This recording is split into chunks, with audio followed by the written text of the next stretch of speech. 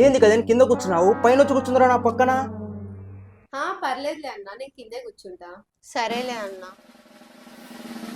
నాకు పని ఉంది, నేను వెళ్ళొస్తానన్నా.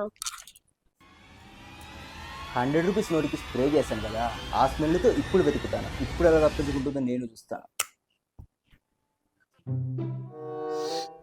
ఈ రూమ్ లో నుంచి పర్ఫ్యూమ్ స్మెల్ వస్తుంది, ఒకసారి వెళ్ళి చూద్దాం. ఎక్కడి నుంచి వస్తుంది స్మెల్? ఒకవేళ బెడ్ కింద ఏమన్నా దాచిందా?